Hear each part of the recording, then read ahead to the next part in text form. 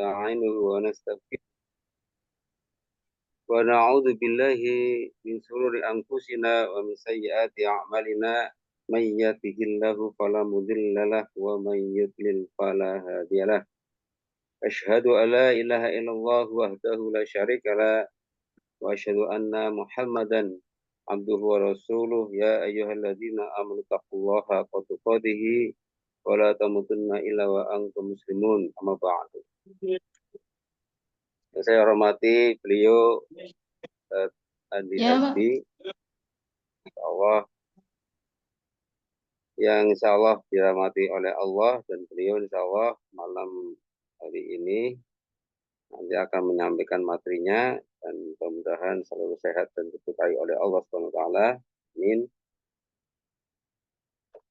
Yang saya hormati serta webinar dengan tema cara terapi kombinasi efektif dalam penanganan stroke iskemik dan hemoragik.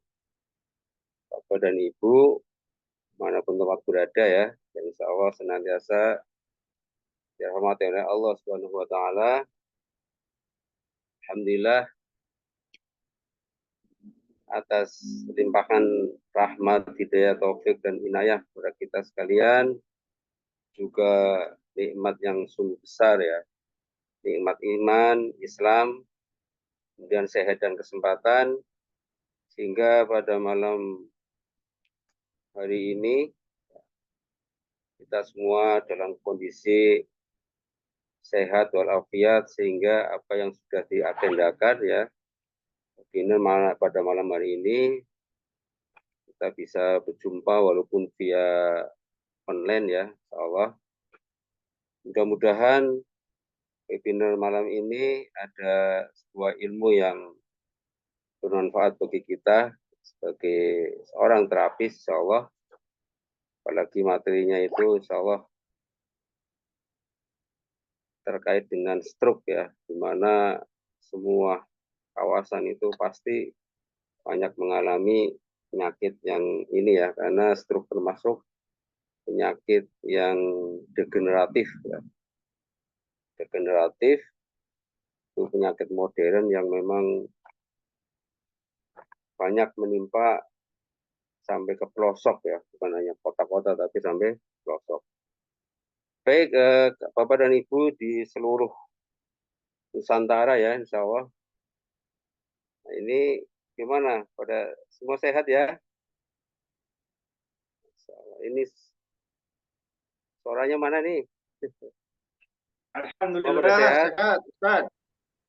Baik, ini sudah masuk 42 ya. Oke. Yang dari Kalimantan, coba angkat tangan. Banyak ya, insya Allah ya. Dari Jawa Tengah, Jawa Timur, Sulawesi ya, insya Allah. Semuanya, insya Allah ini seluruh kawasan ada nih ya, seluruh pulau yang ada di Indonesia, insya Allah. Gimana kabar Ki Baktiar ini? Suaranya mana ini? Siap. Hadir. Insya Allah ini beliau luar biasa ya.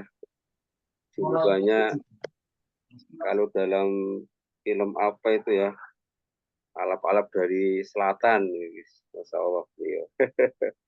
Mudah-mudahan beliau selalu sehat ya, dan diberkahi oleh Allah Subhanahu wa taala. Amin.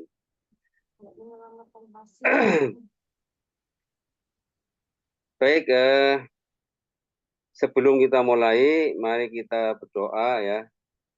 Berdoa sebelum belajar, mudah-mudahan apa yang kita pelajari pada hari ini, malam hari ini, mendapat keberkahan dari Allah Subhanahu wa taala. Nah, sebelum kita berdoa, saya akan sampaikan berdoa bersama, Ustaz. Ya. nanti ini nanti pembukaan, kemudian materi yang akan disampaikan oleh beliau Ustaz Andi Hasbi ya, Hasbi. spesialis stroke ya, insya Allah. Kemudian terkait dengan promosi training ya, yang ada di HMALC, insya Allah. Kemudian diskusi atau tanya jawab terkait dengan pertanyaan-pertanyaan yang nanti akan diajukan ya. Baik, kita buka dengan basmalah dan doa bersama terkait dengan doa belajar ya. Bismillahirrahmanirrahim. Raditu billahi robba wa bil islami dina wa bi Muhammadin nabiyya wa rasulah wa bi zidni ilma warzuqni fahma. Amin. Mohon maaf sebelumnya, ini saya pakai HP jadi tidak bisa melihat teman-teman ini yang terlihat ini apa wajah saya saja ini. Ya, teman-teman enggak bisa saya lihat, ini harus dipencet baru lihat. Nah, silakan nanti bagi yang ikhwan dibuka aja ya. Dibuka aja videonya, nanti suaranya kalau sudah mulai silakan ditutup, enggak masalah ya. Enggak masalah. Tapi video ini gambarnya itu biar nanti ketika materi disampaikan itu seperti kita berhadapan gitu. Karena kalau tidak ada yang kelihatan itu pemateri itu kayak seperti ngomong sendirian gitu ya. Harapannya ya bisa fokus semuanya sehingga apa yang disampaikan itu bisa dicerna dan bisa diaplikasikan dalam menterapi nanti ketika menangani penyakit ya, terutama di stroke ya. Baik, acara selanjutnya ya, insya Allah terkait dengan materi pada malam hari ini, yaitu temanya cara terapi kombinasi efektif dalam penanganan stroke, iskemik, dan hemoragik. Nah, sebelumnya saya sampaikan dulu ya, profil beliau ya, Ustadz Andi Hasbi Robi. Ya. Beliau adalah founder Healthy Mastery Academy ya, sejak dari 2023. Ya. Kemudian beliau mentor herbalis ya, EOA ya, Healthy Care ya, 2021 sampai 2022. Kemudian sertifikat Head Mastery 2020. Sertifikat trainer Mas Takaraga ya 2017 sampai sekarang. Ini pelatihan-pelatihan yang beliau sudah ikuti ya. Kemudian sertifikat herbalis ya, BNSP sejak 2022. Kemudian sertifikat trainer ya, sertifikat trainer Sahabat Institute ya 2019. Kemudian sertifikat pendidik bekam sunnah PBI 2018. Kemudian sertifikat pemberdaya UMKM BNSP 2019 dan sertifikat profesional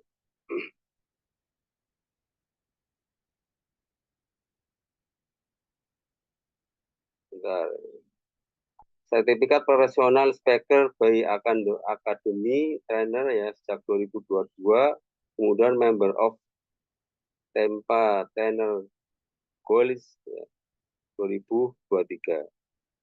Nah, ini beberapa profil beliau yang saya sampaikan tadi. Insya Allah beliau sudah berpengalaman dalam dunia terapis, juga seorang trainer. Dan malam hari ini, insya Allah beliau akan menyampaikan ilmunya ya terkait dengan stroke. Insya Allah. Baik, untuk selanjutnya pada Ustadz Andi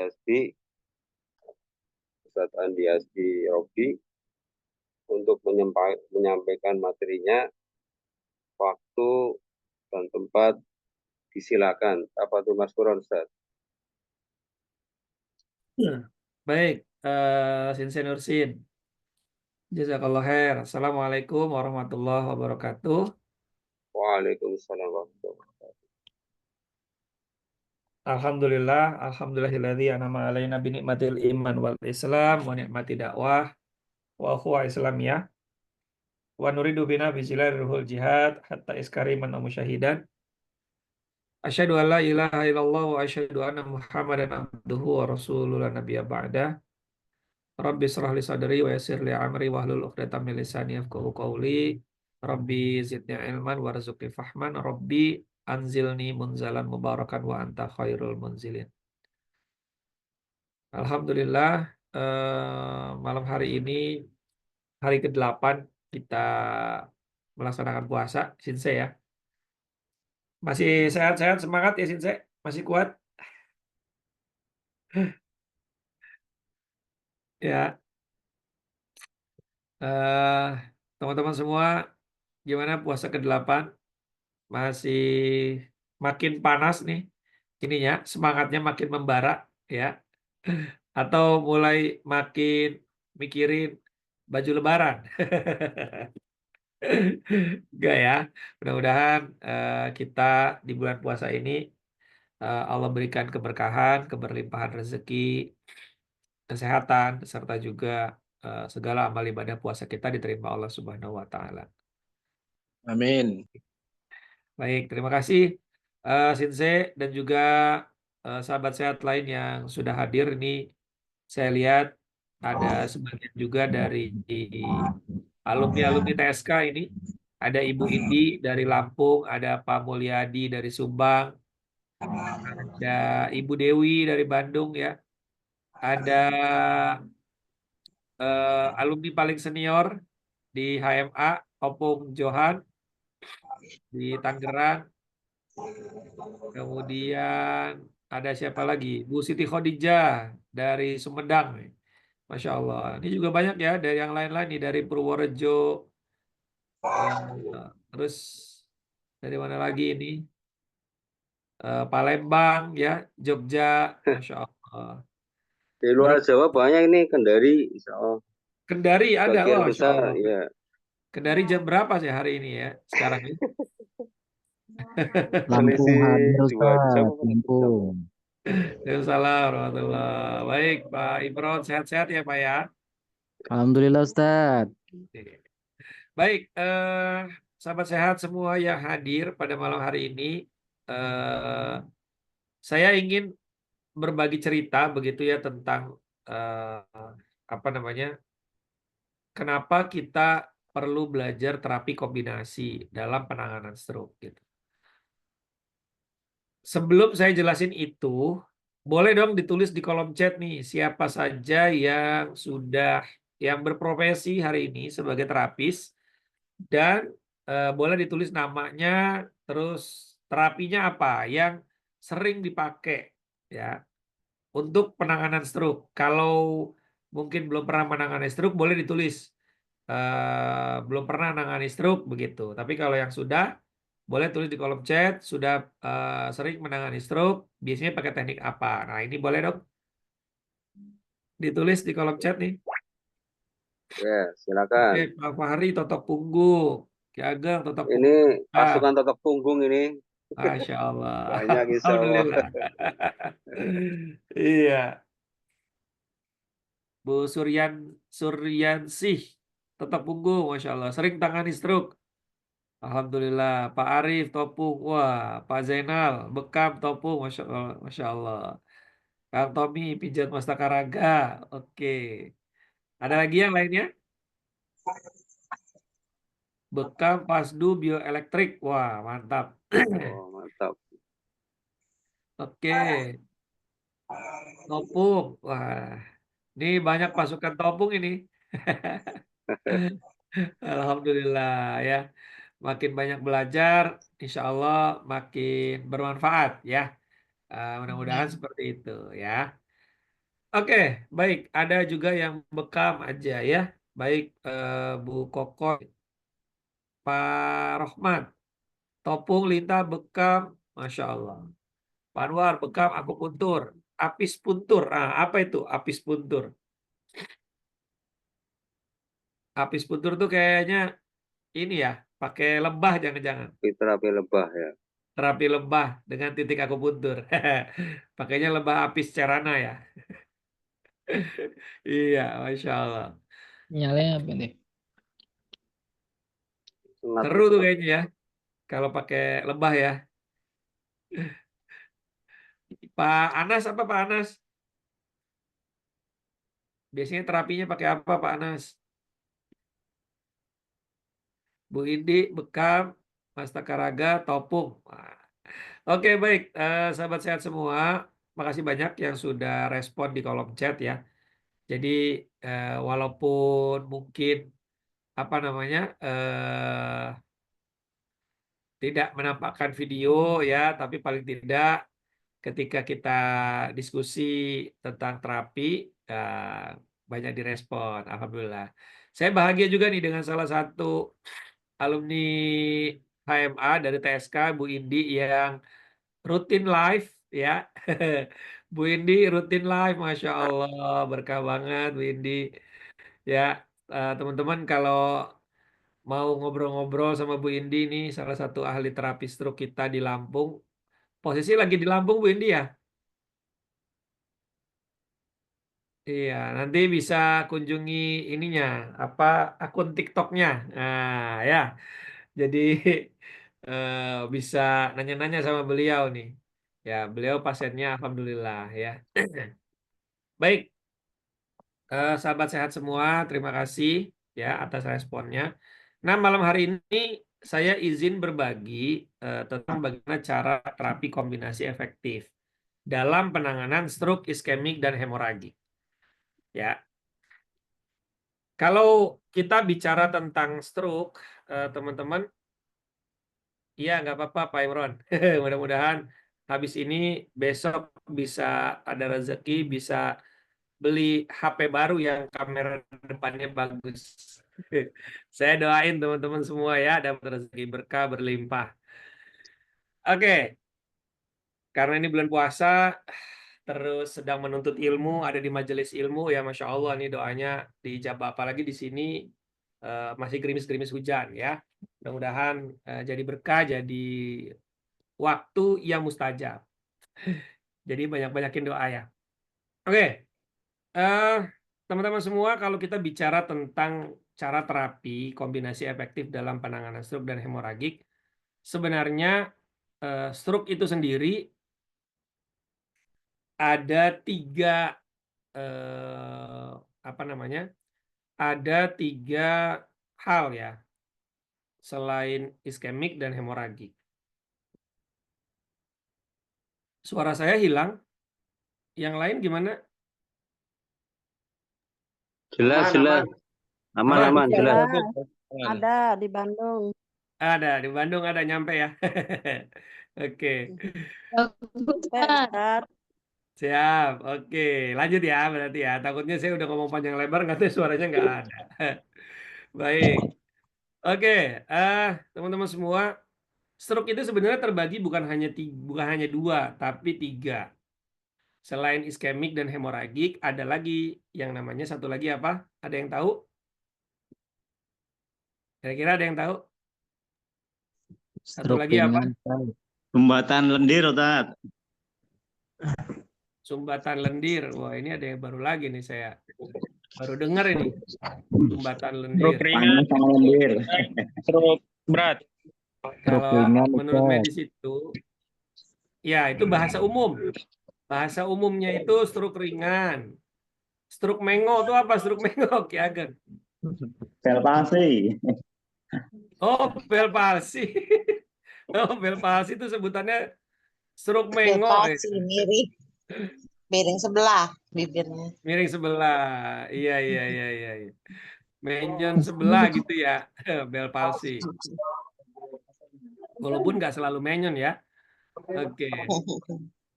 Di sini juga ada yang mantan pasien, mantan stroke nih. Siapa nih? Mantan stroke. Namanya Samsung. Namanya Samsung namanya. Ya, mudah-mudahan semakin sehat ya Pak ya. Bapak atau Ibu. Ya, saya nggak tahu karena namanya Samsung tulisannya. Baik. Teman-teman, ada satu lagi. Ada satu lagi jenis pasien stroke. Oh, Pak Sutrimo. Iya, Pak Sutrimo. Baik, Pak. Sehat-sehat ya, Pak Sutrimo ya. Oke. Jadi ada di apa namanya? Di dunia medis itu, ketika kita bicara tentang pembagian stroke, ada stroke penyumbatan disebutnya iskemik, ada stroke perdarahan, ya, itu disebutnya hemoragik. Saya pelan-pelan ya. Kemudian satu lagi ada yang disebutnya stroke ringan. Bahasa medisnya TIA. Ya, TIA. TIA itu apa? Ada yang tahu? TIA bukan TIA nama artis ya. Bukan TIA nama tetangga kita nih. Tia Purnamasari lagi. Bukan, TIA itu transient ischemic attack ya. Nah, jadi itu apa namanya? Salah satu apa namanya? Tanda seseorang akan mengalami stroke yang lebih besar lagi.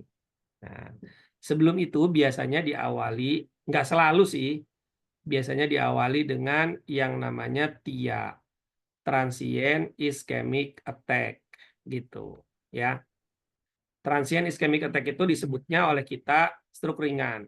Dia menyumbat karena iskemik tadi ya, dia menyumbat tapi hanya sesaat, ya, beberapa menit, habis itu dia jalan lagi tuh sumbatannya. Jadi nggak sempat merusak ya, nggak sempat merusak sel otak gitu ya, yang kemudian akhirnya dalam waktu 24 jam atau mungkin dalam waktu 1-2 hari itu dia sudah bisa balik normal lagi. Nah, sebenarnya TIA itu adalah salah satu tanda bahwa seseorang akan kena stroke sebenarnya. Stroke yang lebih besar lagi, yaitu stroke iskemik itu. Ya,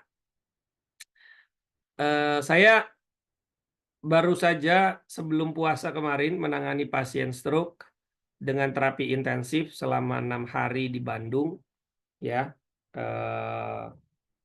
Jadi di sana saya terapi pagi dan sore. Beliau itu bercerita bahwa keluarganya ya bercerita bahwa beliau itu sebenarnya sempat mengalami TIA itu. Ya, beliau sempat mengalami TIA sekitar 2 bulan sebelum terjadinya stroke iskemiknya, gitu ya. Jadi sempat mengalami bangun tidur itu tangannya berat, nggak bisa ngangkat, gitu. Tangannya berat, nggak bisa ngangkat, terus kakinya juga lemah, nggak bisa ngangkat. Lalu istirahat sebentar, nggak lama udah bisa lagi. Tapi mulai sering kesemutan-kesemutan. Nah, mulai sering kebas. Tapi itu dibiarkan. Ya, mungkin karena secara edukasi belum tahu bahwa hal tersebut adalah disebutnya TIA gitu ya, transient ischemic attack gitu. Salah satu tanda sebelum seseorang kena stroke yang lebih besar lagi. Nah, maka kita perlu sampaikan kepada mereka yang mungkin masih sehat-sehat atau mengalami beberapa gejala-gejala seperti itu, bahwa Anda akan mengalami stroke atau akan datang serangan stroke yang lebih besar lagi. Gitu. Kalau bahasa anak-anak stand up itu ada serangan bisa serang balik. Nah, jadi bisa sehat lagi. Tapi kalau nggak bisa nyerang balik, ya udah jadi kena stroke gitu ya. Nah, Bu Florentina nih salah satu spesialis stroke pernah menangani ya seperti itu. Iya. Nah, itu kadang dianggapnya oh saya udah kena stroke terus saya bisa sehat lagi nih gitu. Bukan. Itu salah satu ketok pintu tuh. Ketok pintu bahwa yang bersangkutan akan kena stroke yang lebih besar lagi. Maka mesti dijaga, mesti diubah pola gaya hidupnya, daily habitnya, konsumsi herbal yang lebih rutin, kemudian melakukan pengecekan medis yang lebih mendalam, supaya tahu, oh ini akan ada sumbatan di sini, di sini, di sini, di sini gitu ya. Karena saya mau sampaikan bahwa usia seseorang, usia sel seseorang, setiap orang ya, itu berbeda-beda usia sel ya, usia selnya. Bahkan di usia 40 tahun, setelah usia 40 tahun, itu sel-sel tubuh itu mulai melambat regenerasinya. Nah, salah satu sel yang usia regenerasinya paling lama itu adalah otak. Otak itu meregenerasinya 40 tahun sekali. Nah, ini perlu dicatat nih. Kalau sel darah itu 90 hari sampai 120 hari. Sel darah. Makanya kenapa kita disunahkan untuk berbekam. Bisa sebulan sekali, bisa 2 bulan, atau maksimal di 3 bulan sekali. Supaya berganti darah baru gitu ya. Kemudian yang kedua, sel usus misalnya, sel lambung misalnya itu 2 hari sekali, ada yang 3 hari sekali, ada yang seminggu sekali. Sel kulit, ada kan kadang kita suka menyebut kulit mati, sel kulit mati gitu ya. Sehingga dia pakai krim atau skincare gitu supaya sel kulit matinya terbuang. Nah, ada regenerasinya, ada usia selnya. Tapi kalau sel otak itu usianya 40 tahun sekali dia baru hidup. Baru hidup kembali. Maka kalau seseorang itu mengalami stroke di usia 40 tahun, dia baru ada sel hidup lagi tuh di usia 80 tahun gitu ya. Maka banyak sekali orang-orang yang akhirnya ketika terkena stroke dia mengalami kecacatan permanen. Ya. Nah, maka dari itu kita perlu tahu teknik terapi seperti apa yang perlu kita lakukan ketika seseorang mengalami stroke ya. Ini penting banget kita kita pelajari baik sebagai terapis ya, baik teman-teman sebagai terapis ataupun juga bukan terapis ya, pasien mungkin atau keluarga penderita stroke yang hari ini ikut ya, atau yang lainnya ya. Jadi kita perlu belajar sama-sama. Oke, saya sebelum masuk ke penanganan tentang terapi stroke, saya mau sampaikan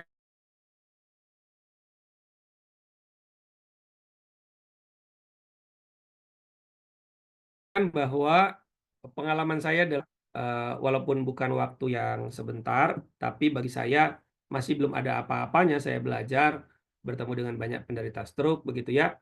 Dan saya mengkhususkan untuk hanya menerima terapi stroke itu sejak tahun 2016. Berarti kalau ke hari ini 2025 ya 9 tahun fokus hanya untuk menangani stroke. Ya. Artinya saya membranding diri saya sebagai seorang terapis ya yang hanya spesialisasinya menangani stroke gitu ya. Atas saran guru saya tentunya setelah saya mempelajari begitu banyak terapi-terapi tentang penyakit stroke. Kalau dulu sejak tahun 2004 saya belajar terapi bekam ya, ada pijat, ada akupuntur dan lain-lain. Dan semua pasien apapun penyakitnya saya terima, gitu ya. Bahkan rumah terapinya juga geria sehatnya begitu ya. Apapun penyakitnya kita terima. Nah, semenjak tahun 2016 saya melihat kok sepertinya pasien stroke saya jauh lebih banyak.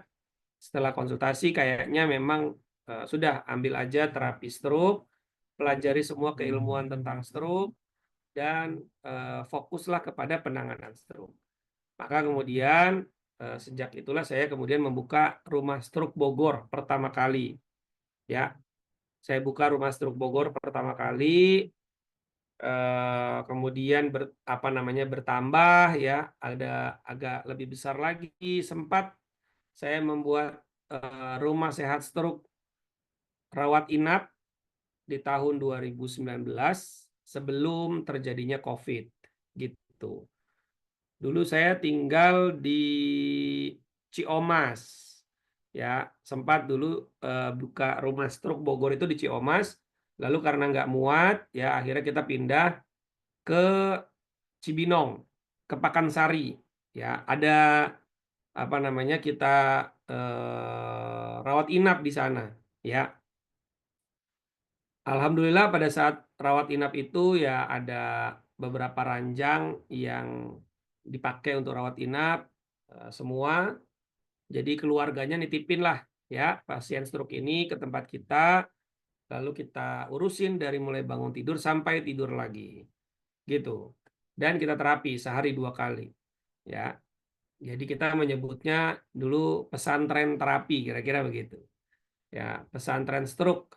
Nah, karena kalau rawat inap identik nanti kayak pasien yang sedang dalam kondisi kuratif gitu ya. Padahal ini dia udah pulang dari rumah sakit, dia sudah kondisinya stabil, hanya kemudian penanganan medisnya sudah selesai, kira-kira gitu. Maka dia diterapi di tempat kita. Alhamdulillah ada yang 1 minggu sudah bisa jalan, ada yang 1 bulan, 2 pekan bisa jalan, ya, dan lain sebagainya.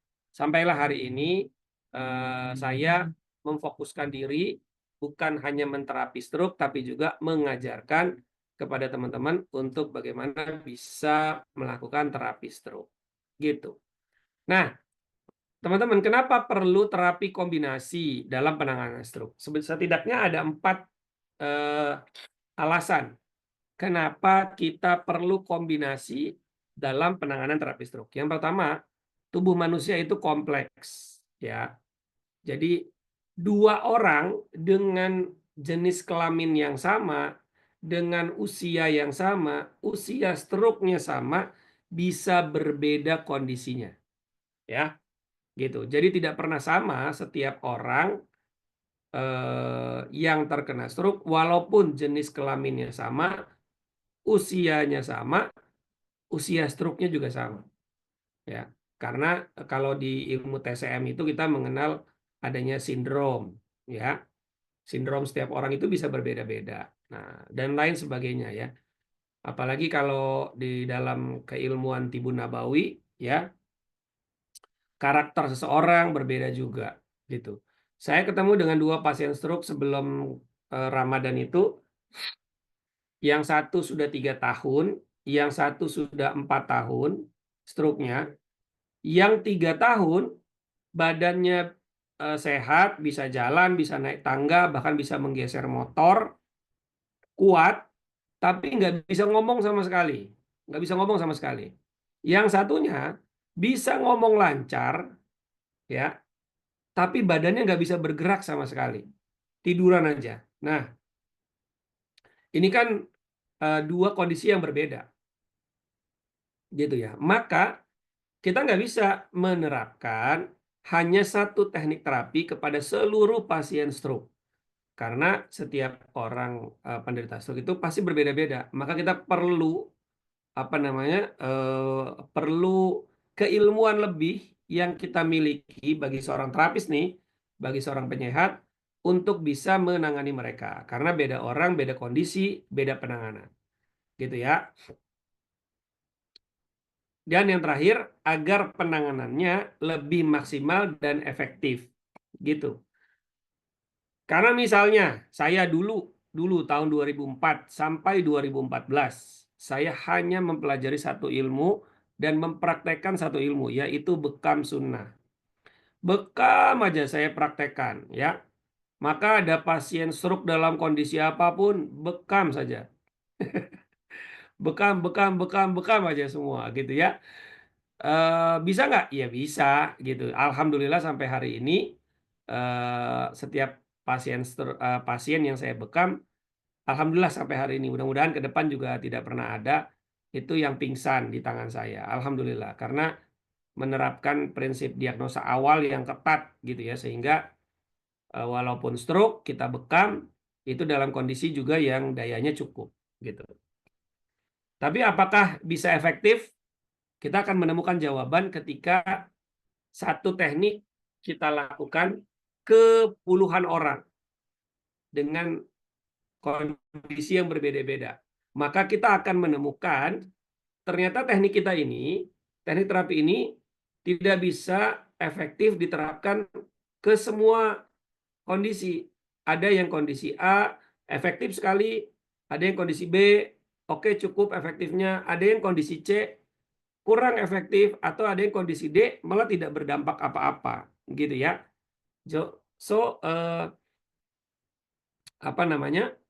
Itulah perlunya kemudian kita melakukan terapi kombinasi supaya ketika pasien stroke itu datang kepada kita, bertemu kepada kita, apapun kondisinya, kita bisa lakukan tindakan terapi pada saat itu. Ya. Nah, misalnya kita cuma punya teknik satu, bekam saja misalnya, ya, bekam. Lalu ada info panggilan pasien stroke karena kita Simatupang gitu ya. Siang malam tunggu panggilan. Nah, kita datanglah ke rumah pasien nih. Oke, janjian jam 2 siang ya Pak. Atau jam 1 Pak. Oke, siap. Berangkat kita. Perjalanan setengah jam. Sampai sana, sampai rumahnya ternyata pasien itu baru makan. Setelah baru makan, kondisi dayanya juga nggak cukup. Ya, udah dayanya nggak cukup, baru makan. Nah, ini kan sebenarnya syarat dia tidak memenuhi syarat untuk dilakukan terapi bekam secara efektif, gitu ya.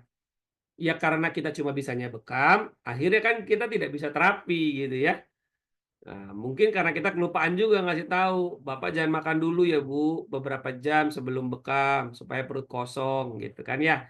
Karena hadisnya begitu, berbekam dalam keadaan perut kosong jadi obat, berbekam dalam keadaan perut penuh jadi penyakit. Berarti SOP-nya nggak sesuai nih, maka kita nggak bisa lakukan.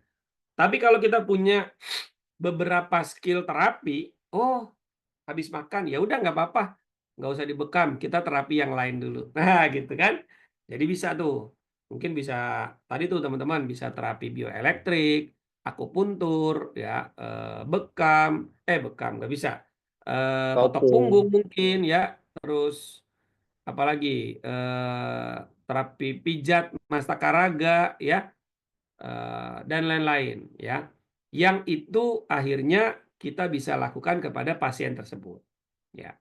Dan juga tentu ketika kita melihat ini kondisinya begini, nah kita bisa tentukan tindakan terapinya. Sahabat sehat, saya ingin sampaikan dulu bahwa dalam memahami karakteristik pada penderita stroke, saya memiliki standar tersendiri yang mana ini mungkin bisa menjadi salah satu acuan juga buat sahabat sehat dalam melakukan tindakannya. Pertama yang perlu kita lihat adalah usia klien. Kemudian kedua, usia pasca terserang stroke-nya. Dan yang ketiga, dampak serta akibat pasca stroke-nya. Jadi 3 hal ini yang menjadi karakteristik penderita stroke yang berbeda-beda. Ya. Sehingga penanganannya juga mesti tepat. Sekarang kita masuk dulu ke pembagian kategorinya berdasarkan usia stroke-nya. Yang pertama, usia stroke 0 sampai 6 bulan, yang kedua 6 sampai 12 bulan, yang terakhir 12 bulan ke atas. Saya mendapatkan keilmuan dari salah satu guru saya mengatakan begini, bahwa kalau udah lebih dari 1 tahun stroke-nya, nggak usah lagi bicara tentang iskemik atau hemoragik, karena itu sudah berlalu. Gitu. Kecuali dia baru di 0 sampai 6 bulan. Nah, baru kita perlu melakukan tindakan-tindakan yang sesuai dengan kondisinya, iskemik atau hemoragiknya. Gitu. Nah, sekarang kita bahas satu-satu nih, karakteristik para penderita stroke ya. Ini buat para spesialis stroke, alumni-alumni training stroke komprehensif, ini sebagai murojaah ya. Di usia stroke 0 sampai 6 bulan biasanya tubuh badan terasa lemas. Kedua, masalah pencernaan terganggu. Maka ini mesti ditanyain ya. Pencernaannya gimana? BAB-nya lancar apa enggak? Bentuk BAB-nya seperti apa dan lain sebagainya. Kemudian kepalanya masih suka pusing, memutar, vertigo. Terus pundak dan punggung masih terasa kaku dan berat, nafasnya terasa sesak, kadang pola pikirnya terganggu, mudah tersinggung, atau terjadi kemiringan pada bibir atau pelocadel. Ini nggak selalu ya di usia 0 sampai 6 bulan. Lalu kalau usia struknya 6 sampai 12 bulan gimana? Mulai terjadi kekakuan. Mulai ada kekakuan otot. Maka ketika pasien stroke yang usia struknya di 4-5 bulan dikejar nih supaya nggak terjadi kekakuan otot. Yang kedua, berat badannya mulai menurun karena masalah pencernaan. Yang ketiga, bisa terjadi sulit menelan. Yang keempat, keluar air liur tidak terkontrol. Yang kelima, sulit beraktivitas. Yang keenam, penumpukan kotoran di telinga. Nah, teman-teman yang sering menangani pasien stroke, ya, ini mesti sering nih kita cek nih, apakah kotoran telinganya dibersihkan atau enggak. Karena ternyata bagi penderita stroke, produksi serumen di telinga itu lebih cepat dan lebih banyak daripada orang normal.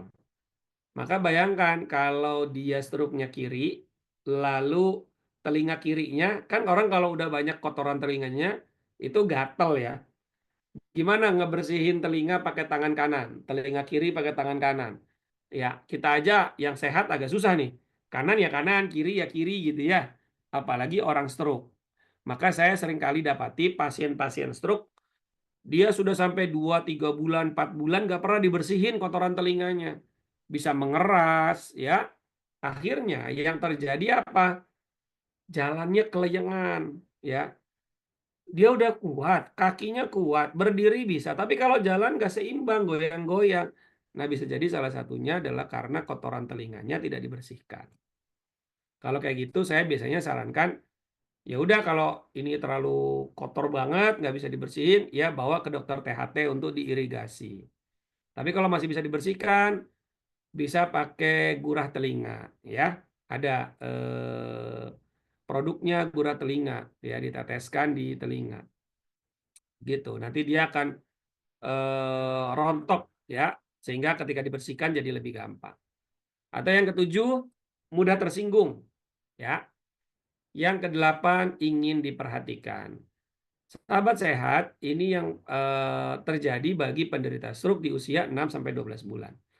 Sekarang bagaimana kalau 12 bulan ke atas? Apa yang terjadi kepada mereka? Yang pertama, kekakuan sebagian badan. Kemudian yang kedua, berat badan menurun. Yang ketiga, sulit menelan. Yang keempat, kekakuan pada zona tulang belakang. Yang kelima, sulit beraktivitas. Yang keenam, penumpukan kotoran di telinga. Yang ketujuh, mudah menangis.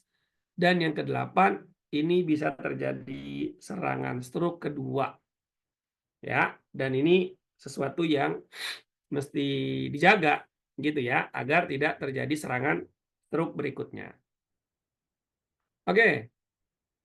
Lalu mana yang mesti didahulukan sebagai prioritas pengobatan kalau masalahnya banyak, kan begitu ya? Nelennya susah, air liurnya keluar terus, lidahnya nggak bisa keluar, nggak bisa ngomong, tangannya kaku, tangannya udah spastik naik gitu ya, kakinya udah masuk ke dalam. Nah, mana nih yang perlu kita dahulukan? Maka teman-teman ada 3 keluhan umum sebenarnya pada penderita stroke. Yang pertama, gangguan di zona tangan. Yang kedua, gangguan di zona kaki. Dan yang ketiga, gangguan di zona kepala. Ini aja yang umumnya dirasakan oleh penderita stroke. Walaupun mungkin ada yang gangguannya di tulang belakang, di pinggang, di dada, ya, di perut, ya, ada. Tapi umumnya ya ini, gangguannya 3 aja. Gitu. Oke.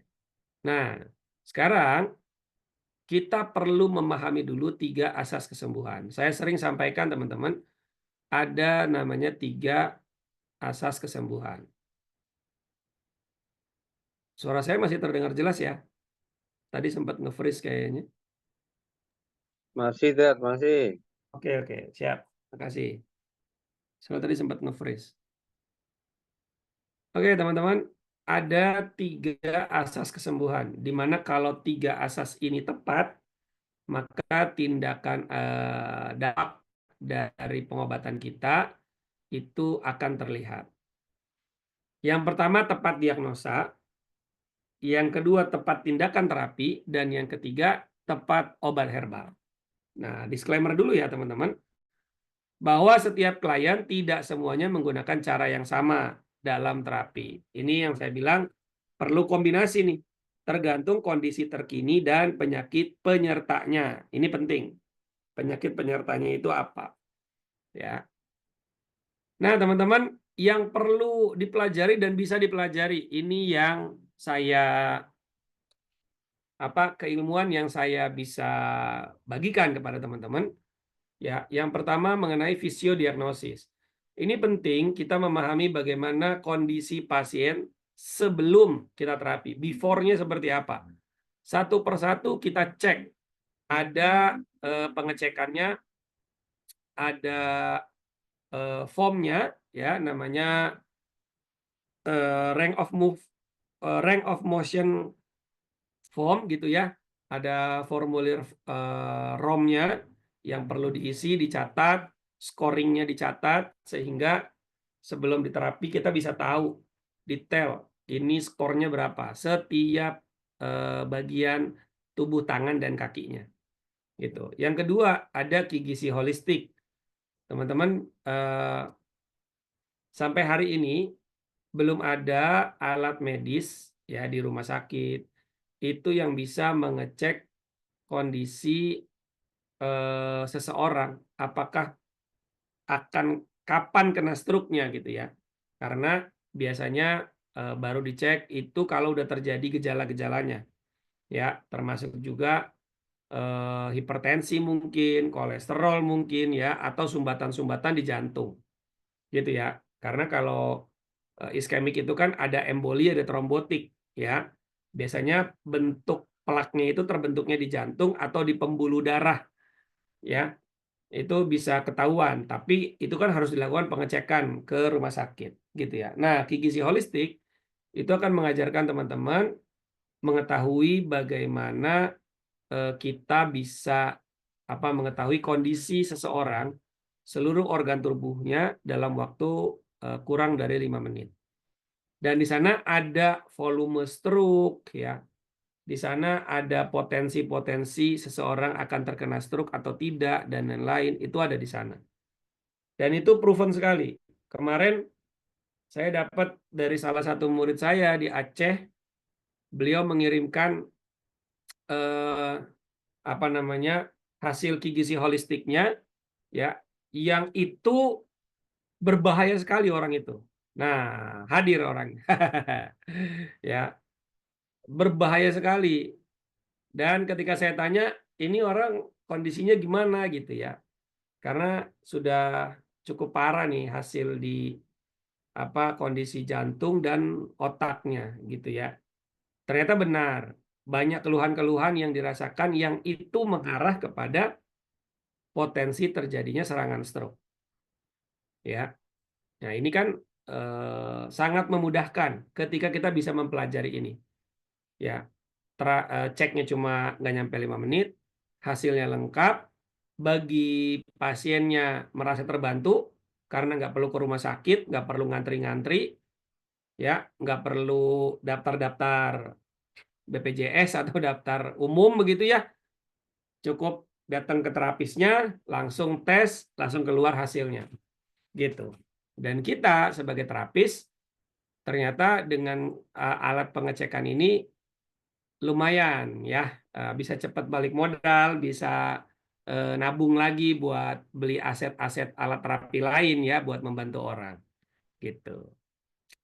Kak Juli udah berapa pasien nih Kak Juli yang dicek? Lumayan nih ya.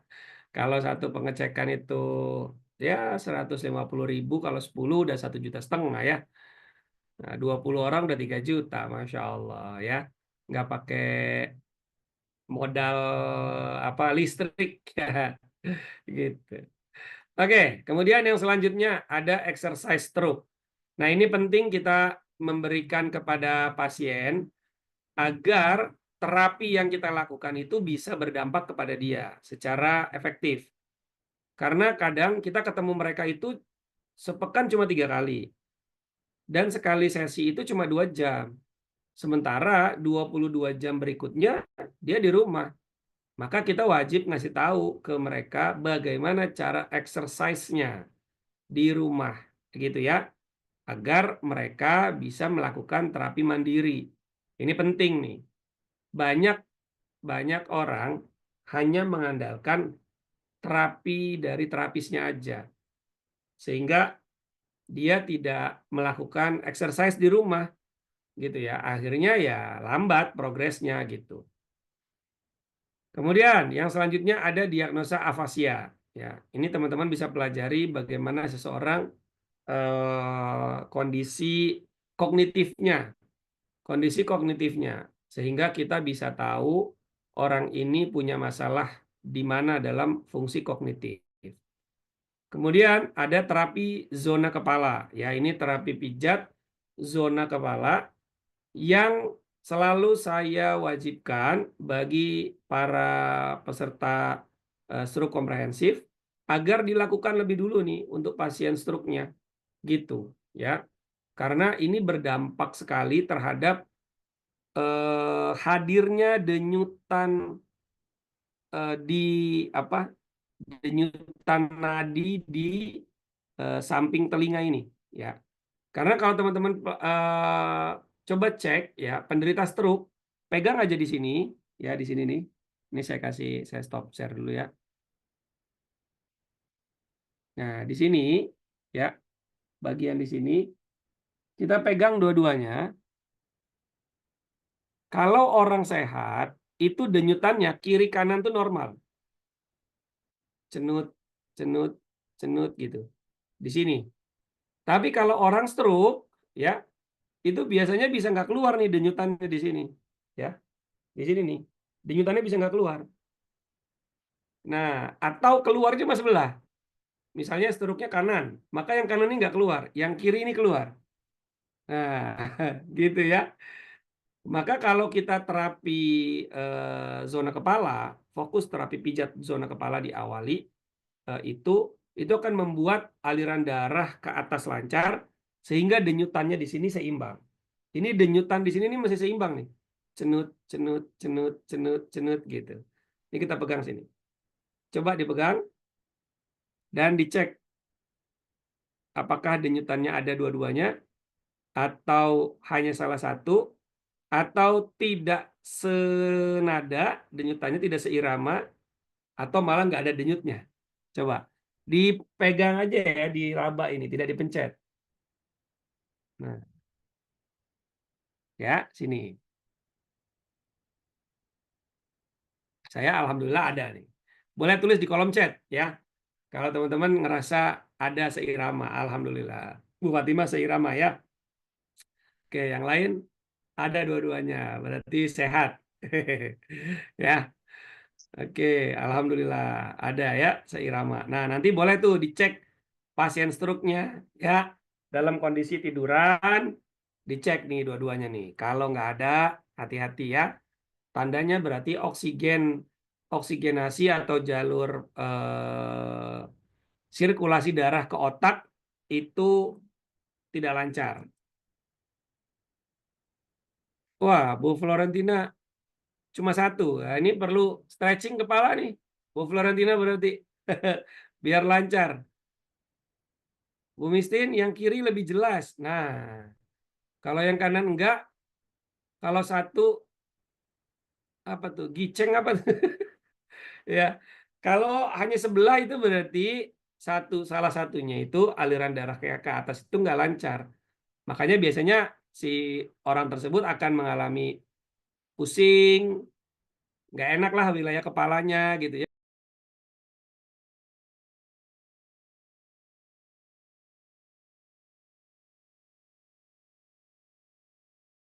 Ya, maaf, kelempar lagi ya. Maaf, maaf, maaf. Oke, saya lanjut lagi ya. Tadi sampai mana tadi, Sinse? Tadi ngecek tadi ada yang Oh, ngecek ini ya, ngecek Iya, iya ini yang denyut nadi di samping telinga ya. Ya. iya. Tadi ada di chat ada lagi tuh yang nulis tuh.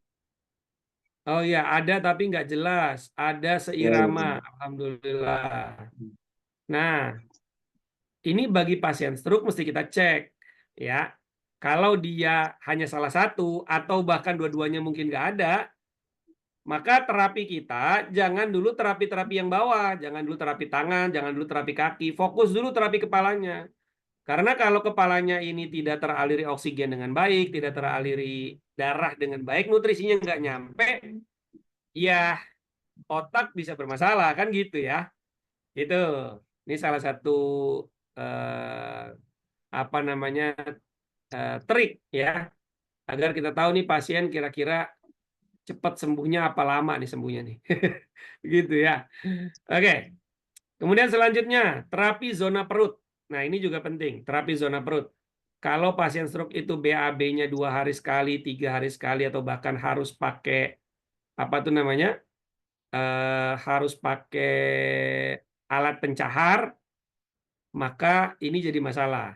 Kita mesti selesaikan dulu supaya dia BAB-nya lancar. Gitu. Ketika lancar, bukan cuma lancar tapi juga tuntas. Ya. Maka dilakukanlah terapi zona perut. Di sini teman-teman juga bisa lihat ya ke pasien stroke. Ini salah satu kunci lagi tanda ya. Dari hidung luruskan ke pusar. Dari hidung sampai ke pusar, dia harus segaris lurus. Harus segaris lurus. Kalau pusernya bergeser ke kanan atau ke kiri, tidak segaris lurus dengan hidungnya, maka kesembuhannya agak lama tuh, proses kesembuhannya. Nah, ini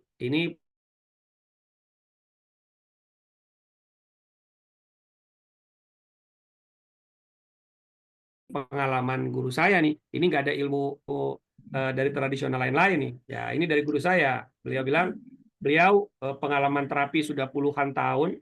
Ya, beliau mengamati bahwa pasien yang pusarnya itu tidak lurus dengan hidung, ya bergeser, maka sakitnya ketika sakit lama sembuhnya, gitu. Nah, bisa banyak hal penyebabnya, karena perutnya terlalu kurus, karena perutnya terlalu gemuk, terlalu gendut, terlalu buncit, ya, atau otot perutnya ketarik. Nah, itu juga bisa. Maka penting bagi kita untuk menterapi di zona perutnya, gitu. Lalu kemudian ada lagi namanya totok kabataki, yaitu terapi untuk kepala, tangan, dan kaki. Badan, tangan, dan kaki. Ya. Cuma area sini, tapi juga sampai ke depan, ya, sampai ke hidungnya, sampai ke mulutnya, sampai ke dagunya, ya, sampai ke rahang samping, ya, mandibulanya, begitu ya.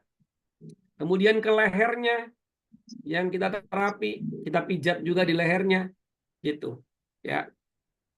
Karena ada denyutan di sini nih, teman-teman. Ya, ini saya tutup lagi. Di sini ini harus ada denyut, ya. Di sini ini harus ada denyut ketika kita tarik, ya. Ini harus ada denyut nih di sini.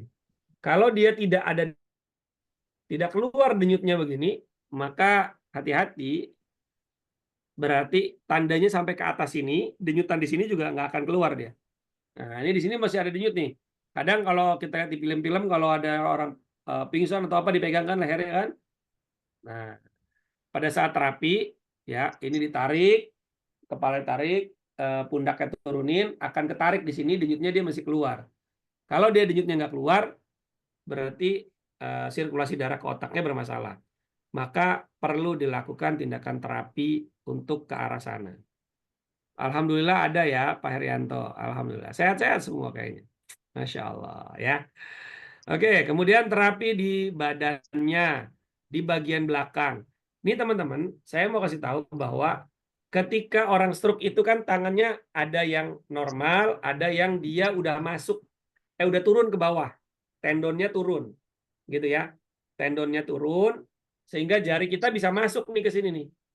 Nah, kalau dia tangannya normal, untuk kasus yang normal, Kita suruh ngangkat begini, dia nyangkut sampai di sini, atau mungkin di sini doang. Tapi ini normal nih. Ya, di sini normal. Nggak ada tendon yang turun, normal. Tapi disuruh ngangkat nggak bisa, cuma nyangkut segini. Itu salah satu penyebabnya adalah karena otot di dalam ketiak dan otot di samping sini, yang bagian kayak baju kita di sini nih, itu ketahan tuh, spastik dia di sini. Nah, dia narik ke bawah. Sehingga tangan ini jadi nggak bisa naik. Gitu. Berarti kita perlu terapi di sini, perlu terapi di sini juga. Jadi bukan cuma tangannya yang dipijit gitu ya. Kalau datang ke apa namanya? Datang ke fisioterapi, kayaknya nggak nyampe-nyampe sini tuh dilakukan tindakannya gitu ya. Malah saya ketemu dengan ahli farmasi, dia mengatakan kalau penderita stroke tidak boleh dipijit, katanya begitu ya. Nah, ya itu masing-masing punya dasar keilmuan ya. Maka kalau saya, keilmuan yang saya pelajari itu begitu. Sehingga ini harus diberesin di sini. Ininya beres, di sininya kendor, ya bisa naik dia tangannya. Gitu, dalam satu kali terapi. Ya. Tapi itu khusus bagi pasien yang turun ya ininya ya. Oke, lanjut nih. Waduh, tadi rencananya 2145 selesai, ini belum selesai. Izin saya, lanjut dulu ya. Ya, lanjut. Kemudian ada MLS HDO dan MLS nyeri. Nah, apa itu MLS HDO dan MLS nyeri?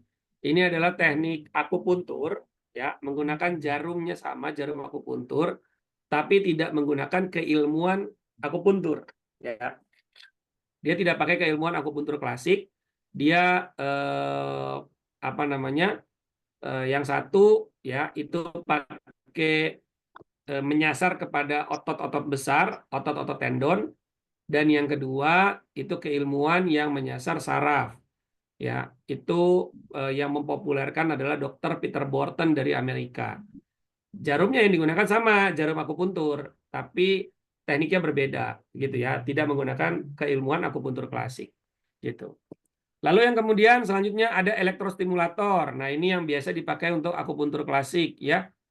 Untuk menstimulasi lemah lung lainnya ya atau spastiknya gitu ya, supaya dia bisa ditonik atau dia bisa disedasi ya gitu. Saya menggunakan ini juga, elektrostimulator. Kemudian fire cupping. Nah, fire cupping ini juga salah satu yang bisa kita lakukan untuk ngasih energi kepada pasien stroke ya. Tapi dia juga sebenarnya bisa bersifat sedatif, tergantung tekniknya nanti. Ya. Nah, kemudian bekam stroke. Nah, mungkin bekam banyak ya, apalagi bekam sunah. Apakah sudah cukup? Bisa ditambahkan. Ya, bisa ditambahkan bekam stroke, yaitu di titik-titik di mana tangan atau kakinya ya itu yang memang menjadi sasaran terapi bekamnya.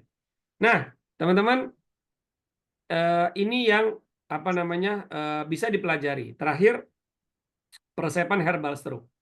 Jadi keilmuan ini yang sampai hari ini saya pelajari, saya ajarkan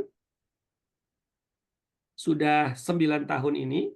Ya, saya ajarkan kepada banyak murid-murid, banyak peserta-peserta pelatihan, ya, yang kemudian mereka juga akhirnya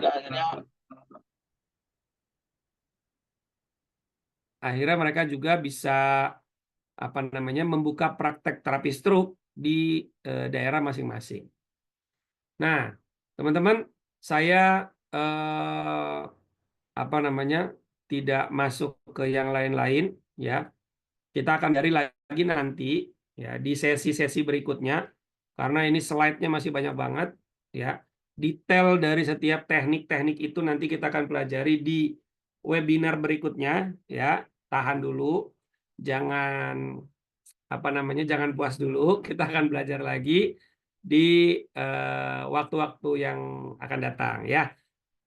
Itu dulu yang bisa saya sampaikan. Mudah-mudahan beberapa teknik ini yang saya praktekkan ini juga bisa dipelajari oleh teman-teman semua Yang sudah punya beberapa skill terapi tadi, ada totok punggung, ada bekam, ada akupuntur, ada apa tadi namanya, apis puntur ya, ada fasdu dan lain-lain. Nah, dengan menambahnya keilmuan ini, mudah-mudahan bisa menambah keahlian kita dalam melakukan tindakan terapi sehingga ilmunya bermanfaat, pasiennya juga bermanfaat.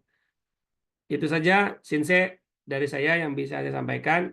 Mudah-mudahan bermanfaat. Saya kembalikan ke Sinse Nursin. Assalamualaikum warahmatullahi wabarakatuh.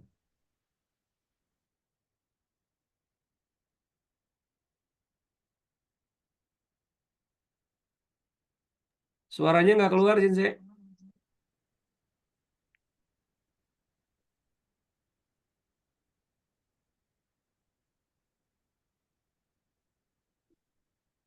Belum keluar suaranya.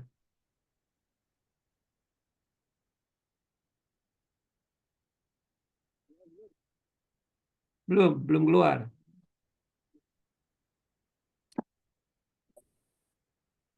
Kalau ini udah keluar.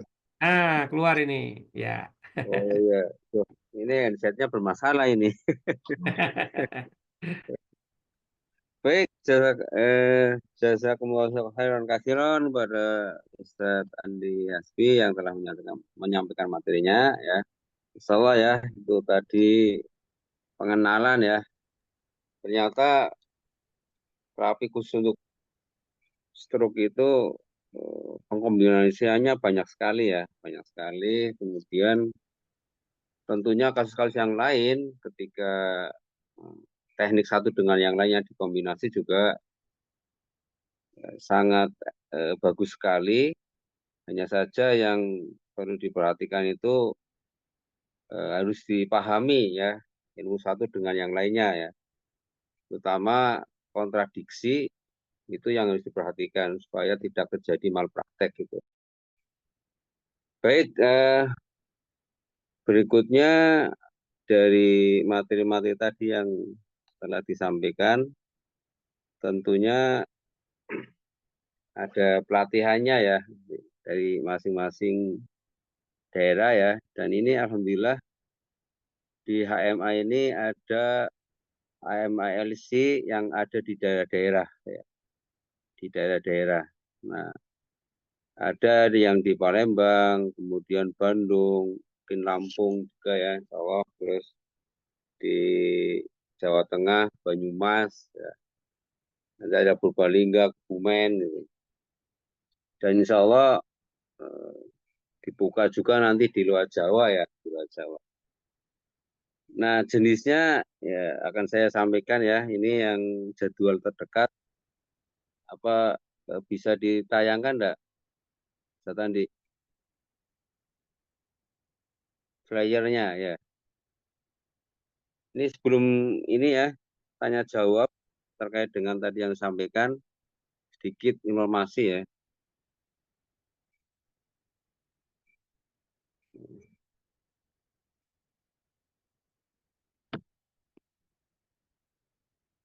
Baik, ini yang terdekat ya untuk ke depan ini nanti. Ini TSK ya. TSK itu training spektakuler ya, akupunktur. Ini training spektakuler akupunktur, MLS nyeri dan HDO ya. Ini tanggal 27 April 2025.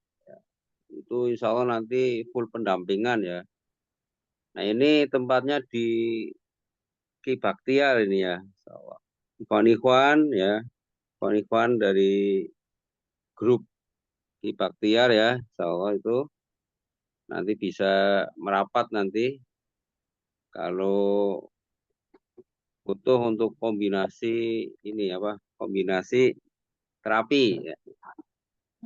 Nah, ini ada kelebihan daripada 6 kelebihan spektakuler tadi, mudah dipelajari, mudah dipraktekkan, kemudian sangat cocok untuk semua kasus nyeri dan kasus stroke.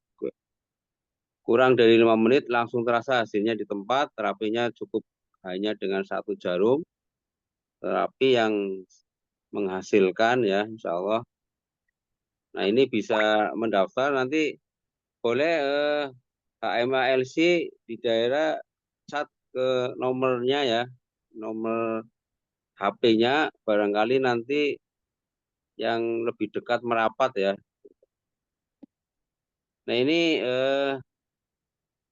nomor teleponnya ada ya itu 0822 4394 dan 8789. Nanti hubungi aja kepada beliau ya. Tanggalnya ingat ya, tanggal 27 April 2025. Kemudian fasilitas yang yang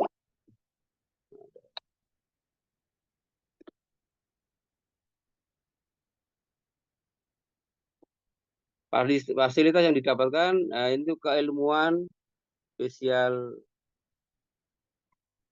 terapi MLS nyeri dan MLS HDO ya, itu senilai 3 juta. Kemudian pendampingan dan konsultasi secara eksklusif ya, di WA Group senilai 1 juta, modul PDF senilai 300, akomodasi dan lain-lain senilai 300, kemudian sertifikat 150, itu total fasilitas yang didapatkan adalah 4.750.000 ya. Namun tidak semahal itu ya. Nah, kalau pembayarannya itu sampai batas 13 April ya 2025 itu hanya 1.150.000. Itu 2 event ya, MLS nyeri dan HDO. Kemudian kalau sampai 20 April 2025 ya 7 hari sebelum hari H itu 1.300.000. Nah, ini makanya selagi ada promo silakan hubungi Ki Baktiar ya, untuk merapat dan tentunya mengikuti 2 teknik itu, insya Allah ketika dikombinasi dengan terapi topung ya, totok punggung, bekam dan lainnya ya, insya Allah sangat efektif ya. Ini ya yang paling terdekat adalah 27 April 2025 ya. Khusus 2 event tadi, MLS nyeri dan MLS HDO ya. Gitu. Terus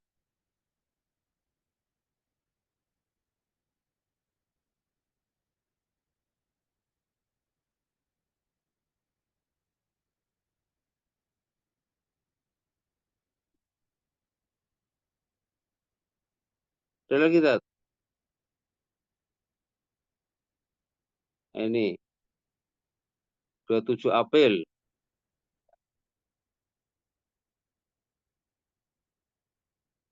Oke, kemudian TS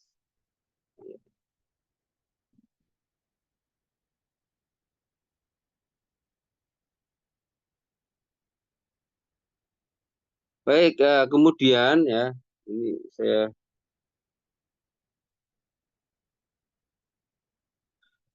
kemudian TSK ya, training spektakuler akupunktur ini yang lengkap.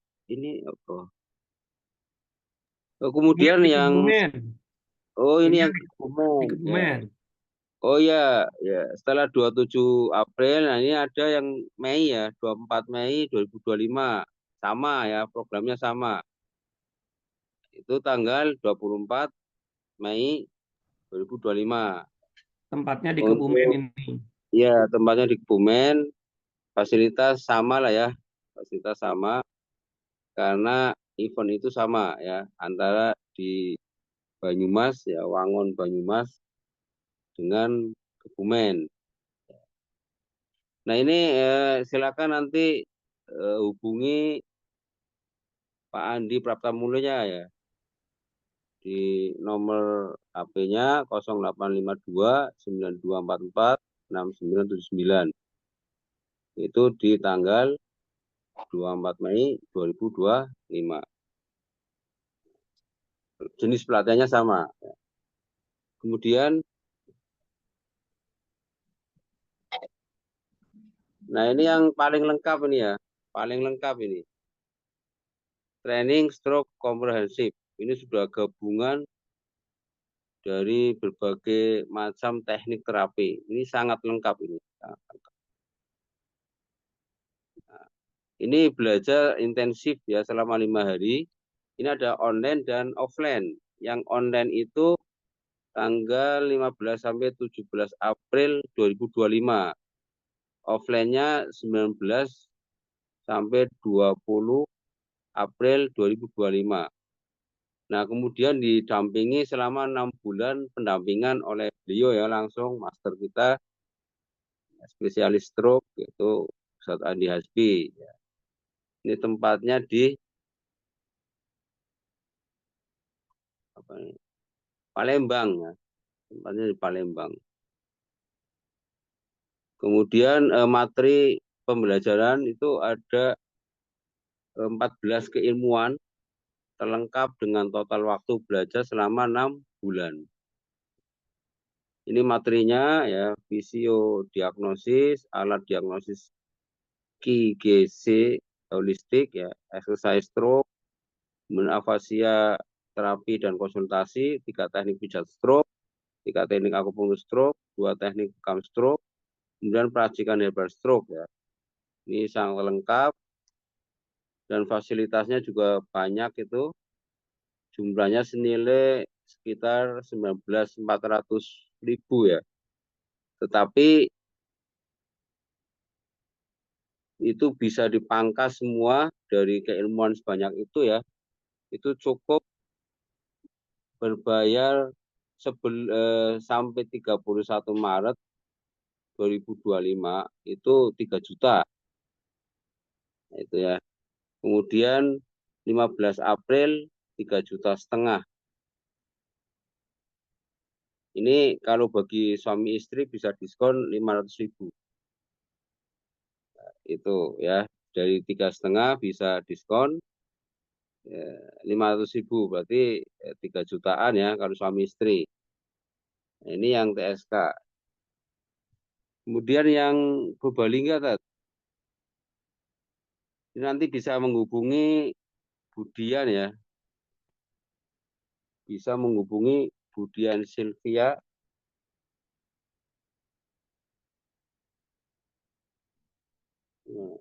Nah ini ya, bisa hubungi Budian Sylvia ya.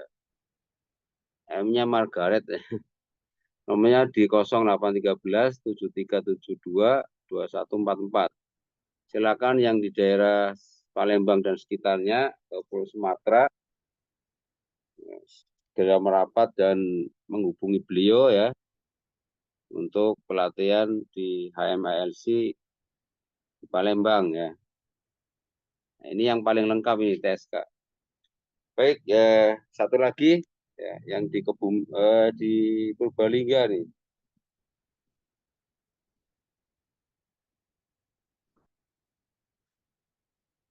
Nah ini sama ya, training stroke komprehensif ini yang lengkap ya, sama belajarnya intensif selama 5 hari.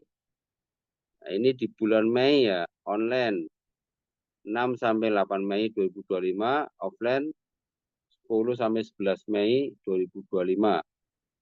Offline-nya 2 hari ya, tapi full itu. Kemudian 6 bulan pendampingan itu di Gria Tualang Indonesia Purbalingga. Materi pembelajarannya sama 14 keilmuan ya. Kemudian bisa menghubungi beliau ya, Khairul Anwar 0813 2732 4654. Silakan menghubungi beliau ya.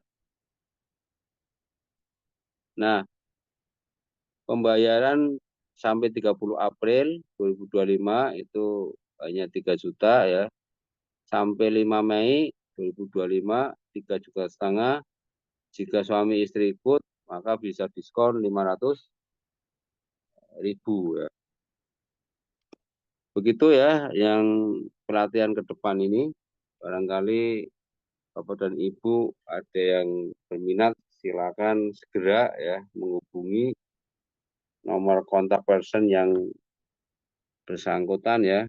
Silakan. Baik, berikutnya kita buka sesi tanya jawab. Dari materi yang tadi disampaikan, silakan barangkali ada yang bertanya. Fadol.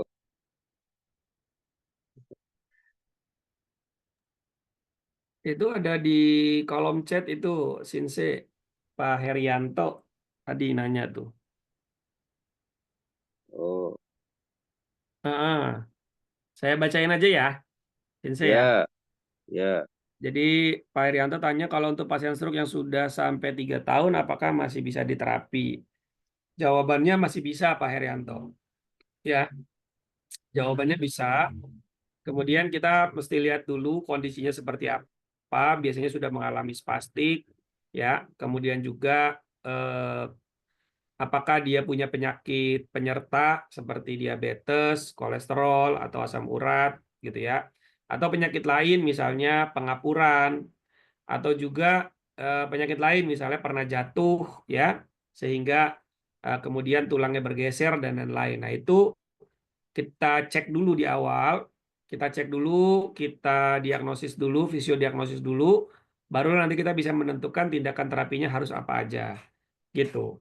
Tapi pada prinsipnya likul lidah indawaun, setiap penyakit pasti ada obatnya, gitu ya. Selama kita berikhtiar dengan ikhtiar yang tepat, ya, tepat diagnosa, tepat tindakan, tepat terapi, maka insya Allah itu bisa apa namanya bisa dilakukan. Seperti itu jawabannya Pak Herianto ya. Oke, yang lain silakan.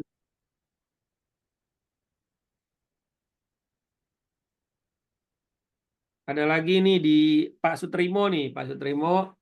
Eh, Pak, ya Pak Sutrimo itu nanti hubungi Kang Tommy ya Pak Sutrimo ya. Nomor teleponnya Pak Sutrimo, Kang Tommy sudah kirim di kolom chat. Nanti bisa dihubungi Kang Tommy untuk penanganan stroke ya di wilayah Cibinong. Kemudian ini dari Bu Suryansih. Ini ibu-ibu atau bapak-bapak ya, Suryansih. Ibu Kalau Ustaz. penanganan Ibu. kalau penanganan Parkinson, pertanyaannya Parkinson gitu ya, Ibu ya? Iya, Halo, iya, Bu? Pak. Ah, Iya, iya, iya. Ustaz. Pertanyaannya kalau Parkinson sama enggak dengan penanganan stroke begitu ya, Bu ya? Iya, Ustaz. Oke, Ibu, ini pertanyaan untuk Ibu sendiri atau orang lain? Untuk orang lain, ada pasien saya kena Parkinson. Oke, saya mau tanya, pasien Parkinson apa yang dilihat sama Ibu gejalanya? Gemetaran terus, tangannya tremor, terus Oke, sering kejang di perutnya, di oke, kakinya. oke. Kalau pasien stroke ada tremor nggak? Enggak ada, Ustaz. Nah, berarti Kaku. penanganannya mesti berbeda, gitu aja. Karena secara penyebab berbeda. Kalau Parkinson itu salah satunya karena ada virus yang merusak sel otak, gitu, sehingga mengakibatkan kelistrikan eh, apa namanya kelistrikan dan perintah sarafnya bermasalah. Kalau stroke itu sel-sel otaknya mati karena tidak mendapatkan oksigen atau tidak mendapatkan nutrisi darah atau juga karena kebanjiran darah. Jadi penanganannya berbeda, Bu. Gitu. Tapi ada penanganan yang bisa dipakai dari teknik itu.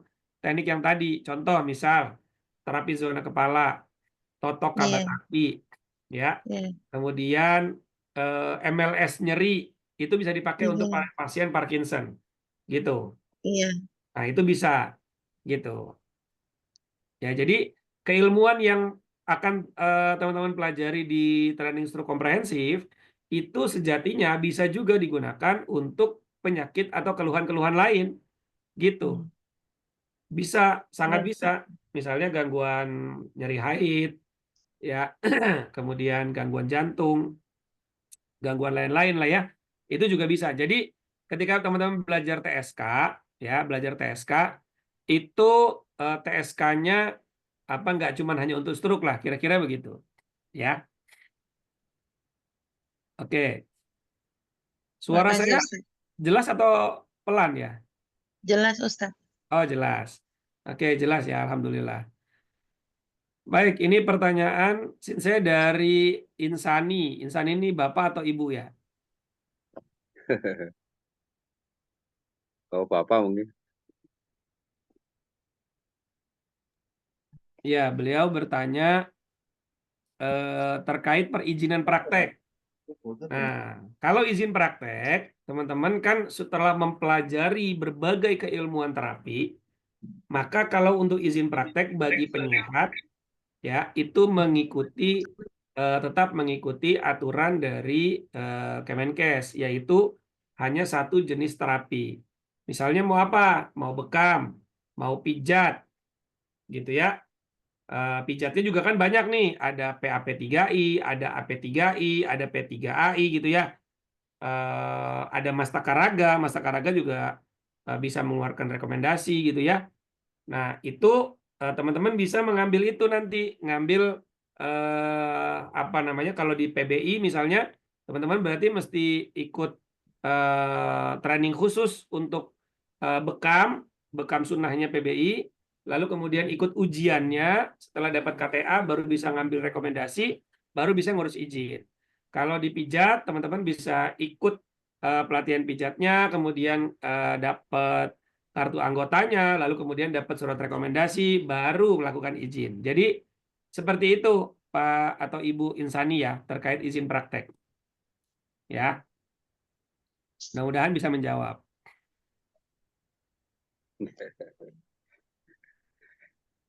Gampang Bu itu nanti STPT gampang Nah, ya.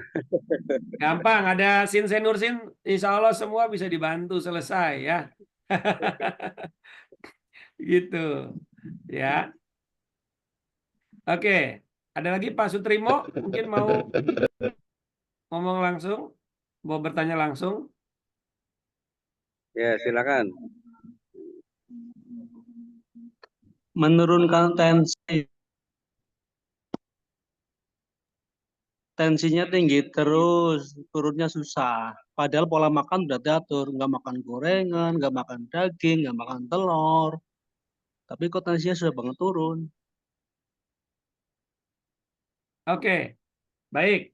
Pak Sutrimo, biasanya seseorang yang mengalami tensinya tinggi terus, satu ya, si pembuluh darah itu sudah tidak elastis, Pak. Ya, pembuluh darah tidak elastis sehingga dia tidak bisa apa melebar begitu ya, sehingga tensi itu naik terus tuh, satu itu. Yang kedua, bisa terjadi gangguan ginjal sehingga hormon kortisolnya keluar terus, tidak terkendali. Akhirnya tensinya jadi tinggi terus. Ya. Atau yang ketiga dari pikiran, ya, dari pikiran. Ini juga bisa, Pak. Bukan hanya dari makanan, tapi juga dari pikiran. Lalu kalau ditanya bagaimana caranya, saya tanya balik, yang udah Bapak lakuin apa selain menjaga makanan? Terapi apa? Bekam, terus ya paling sering bekam itu. Sama minum Bekamnya berapa kali, amlodipin. Pak? Sebulan berapa kali? Kalau waktu sakit 2 hari sekali, sekarang paling sebulan sekali. Oke, sebulan sekali ini Bapak masih mengalami hipertensi. Iya masih. Ada diabetes nggak, Pak? Alhamdulillah enggak, semuanya normal. Oke, Bapak coba bekamnya 2 pekan sekali, ya. Ya insya Allah. Bekam 2 pekan sekali, ya. Lalu kemudian usahakan setiap hari berkeringat, Pak. Oh iya iya iya. Karena pada Siap, siap. prinsipnya, Bapak setiap hari kira-kira berkeringat nggak? Yang nggak pernah bercucuran, cuman keringet dikit aja sih. Nah, berarti Bapak bisa melakukan olahraga yang mengeluarkan keringat. Karena pada prinsipnya, atau nggak cuma olahraga, Pak, misalnya sauna misalnya ya, itu juga kan mengeluarkan keringat tuh, pemanasan, ya, gitu. Nah, karena pada prinsipnya, ketika tekanan darah berlebih, berarti cairannya berlebih juga, Pak, di dalam. Maka berarti Bapak mesti keluarin itu, cairan itu melalui keringat. Atau yang kedua, buang air kecilnya lebih banyak. Gitu. Berarti minum herbal. Salah satu herbalnya bisa kumis kucing, bisa pegagan, bisa daun dewa, bisa bawang black garlic ya atau bawang putih gitu ya. Itu bisa Pak. Kayu manis juga bisa gitu. Nah, yang paling penting adalah ini saran saya Pak ya. Bapak usahakan tidur sebelum jam 10 malam, lalu bangun di jam setengah 2 atau jam 2 atau jam setengah 3. Itu sampai subuh jangan tidur, Bapak lakukan tahajud dan baca Quran. Ya, insya Allah. Nah, itu kemarin kita ada testimoni, dia stroke-nya sudah 6 kali, Pak. Serangan stroke-nya 6 kali dan kena kanker. Ada ya di sini yang stroke-nya lebih dari 6 kali? Enggak. Ada. Beliau stroke-nya 6 kali dan kena kanker, dan Allah izinkan hari ini bisa bergerak semua, bahkan lagi umroh hari ini orang tersebut. Karena apa yang dia lakukan selama 3 tahun terakhir itu nggak putus tahajud, bangunnya tahajud sampai subuh tuh nggak tidur, tapi tidurnya di bawah jam 10 malam, gitu.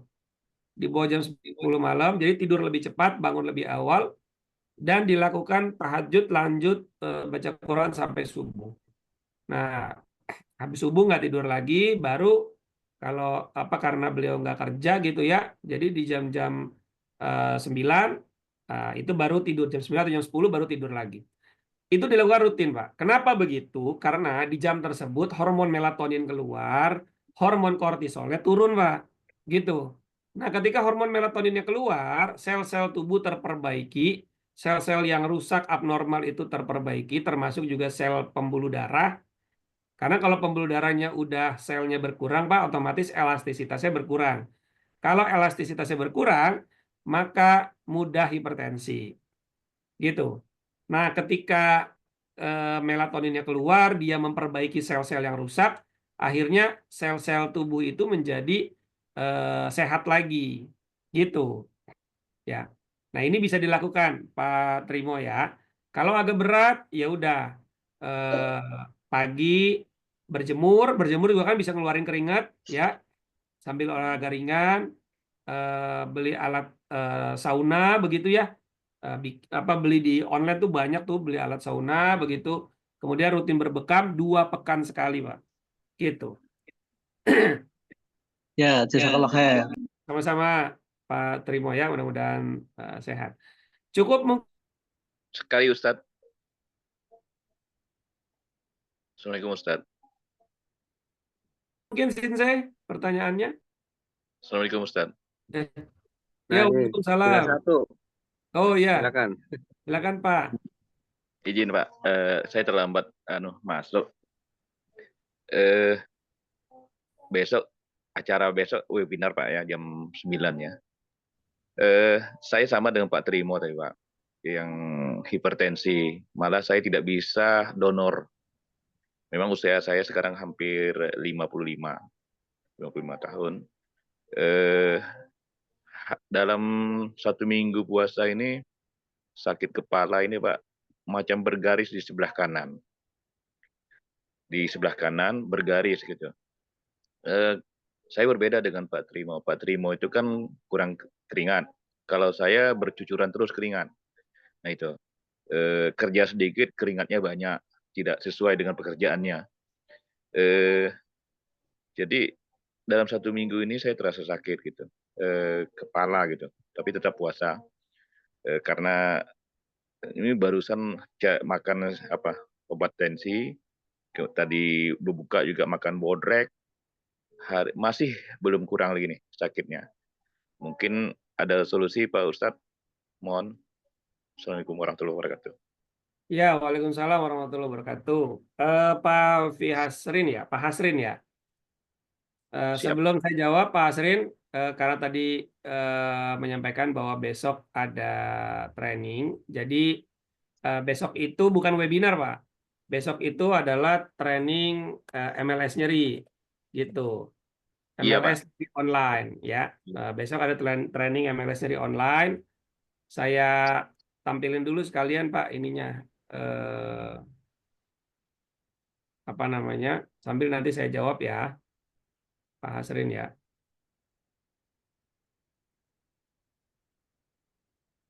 Sebentar.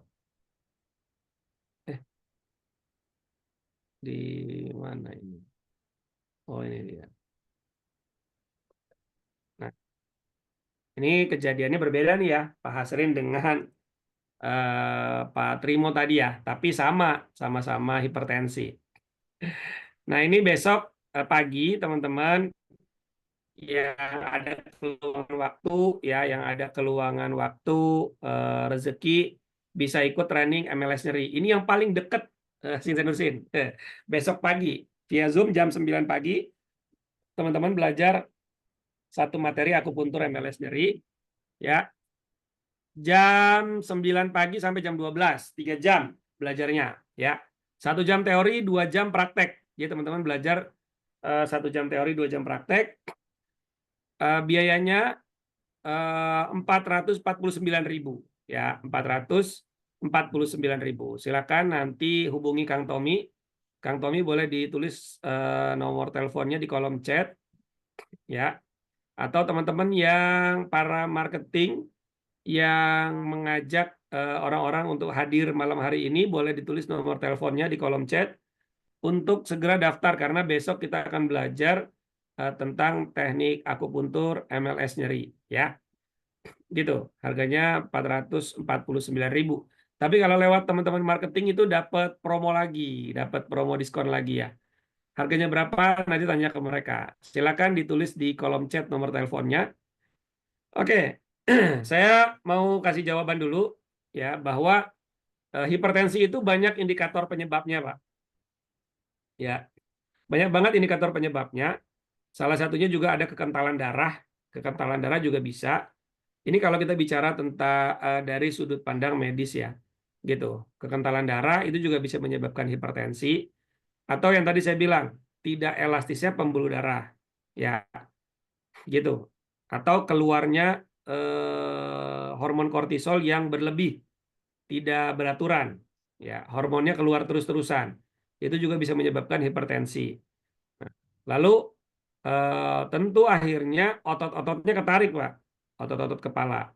Nah, salah satu caranya, kalau misalnya ditanya terapinya apa, kalau untuk terapi mandiri, Bapak bisa lakukan terapi akupuntur MLS nyeri. Satu itu. Yang kedua, teman-teman bisa minum rebusan. Saya biasanya resepkan itu rebusan air kelapa sama sereh 5 batang. Ya. Rebusan air kelapa sama sereh 5 batang.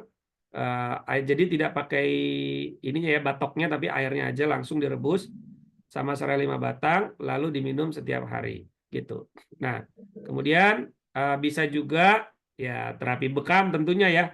Tentunya terapi bekam itu sangat efektif sih. Pengalaman saya sangat efektif untuk menangani kasus hipertensi. Cuma nanti tetap ada syarat-syarat tertentu ya. Karena ada kontraindikasinya tuh untuk kasus hipertensi maligna ya. Seperti itu Pak Hasrin ya. Besok kita akan jelasin lebih detail insya Allah ya Pak ya. Siap Pak Ustadz. Air kelapa direbus pakai daun sirih. Batang serai Pak, serai wangi. Oh, ya, batang atau daunnya? Batang serai Pak, bukan daun sirih ya. Iya, karena serai tadi. Serai Pak, serai wangi yang biasa buat bikin apa? Nasi uduk gitu ya. Pakai serai biasanya tuh. Nasi liwet. Izin Ustaz, saya sebetulnya kalau sakit kepala itu paling cepat 3 hari bekam kepala terus. Gitu. 3 hari kadang 4 hari. Karena kalau sudah bekam itu agak mendingan gitu. Tapi hari ini betul-betul terasa apakah ada pengaruh mah saya karena puasa. Biasanya setiap puasa minggu pertama itu memang sakit kepalanya kuat. Nanti setelah 10 hari kedua lah gitu, mulai agak ringan. Yang mungkin karena jarang puasa aja nih mungkin Ustaz.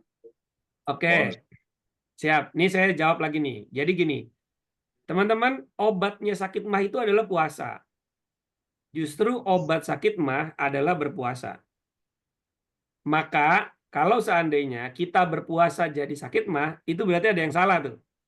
Gitu ya. Itu berarti ada yang salah. Salahnya di mana? Salahnya di pikiran, Pak. Jadi dari hasil penelitian, saya belajar sama Dr. Susi. Ya, Dr. Susi itu dokter spesialis bedah saraf dari Medan.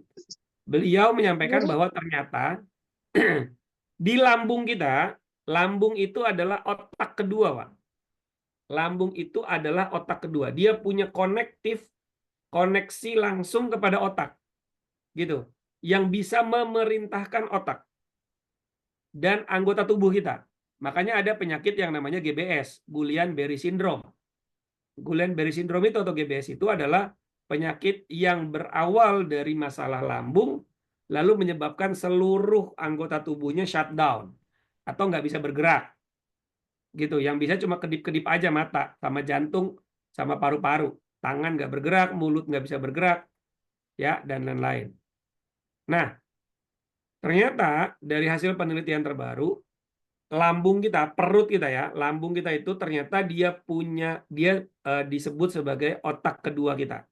Jadi dia bisa memerintahkan otak kita yang utama untuk melakukan sesuatu ya, atau mengerjakan sesuatu atau memerintahkan anggota tubuh lain untuk mengalami sesuatu. Salah satunya adalah sakit mah.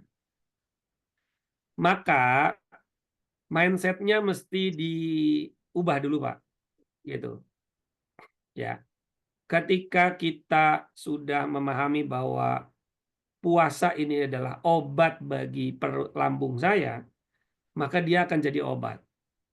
Tapi ketika kita mengawali puasa ini dengan rasa takut akan kambuh mahnya, karena sudah sering begitu, ya, tadi kan Bapak bilang karena biasanya di 10 hari pertama itu mengalami itu, berarti kan tahun-tahun sebelumnya juga begitu. Maka ada namanya gangguan psikosomatis, Pak, yang itu justru menyebabkan lambung Bapak bermasalah.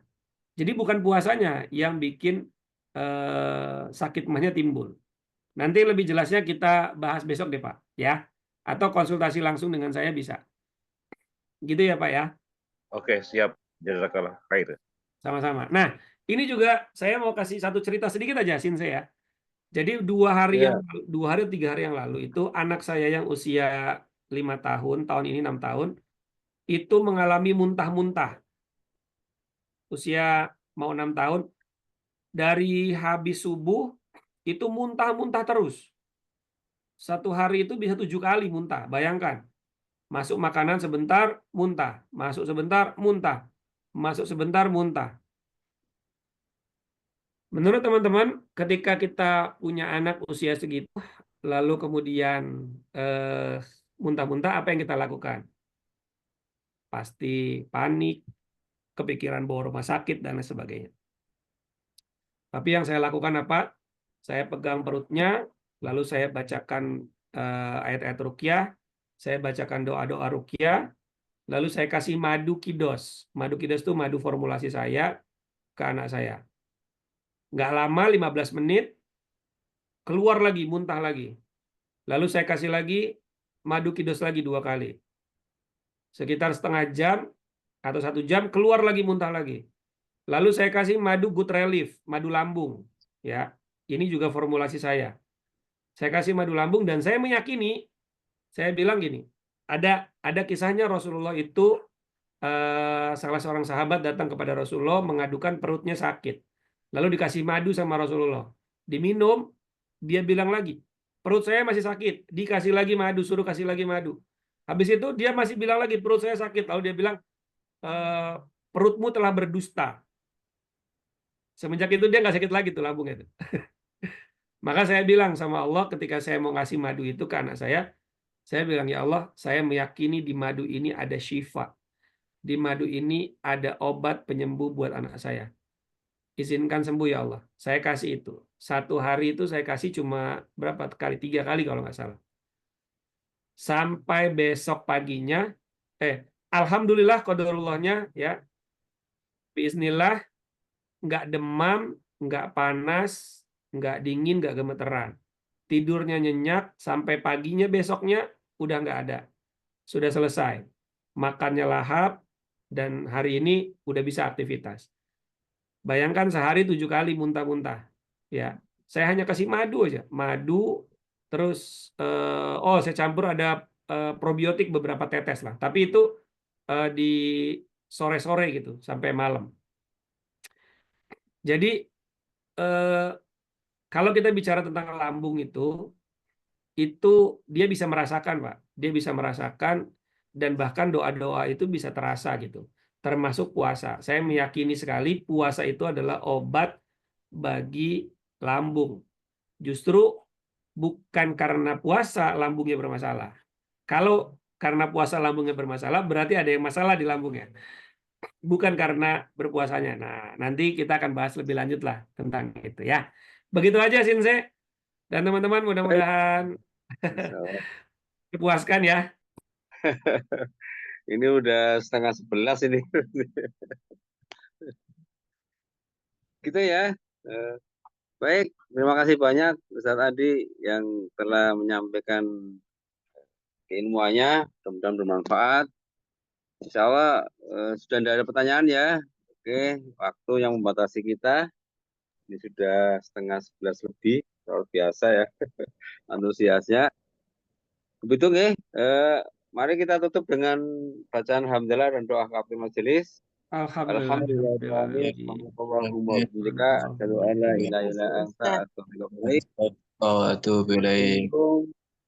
Assalamualaikum warahmatullahi wabarakatuh.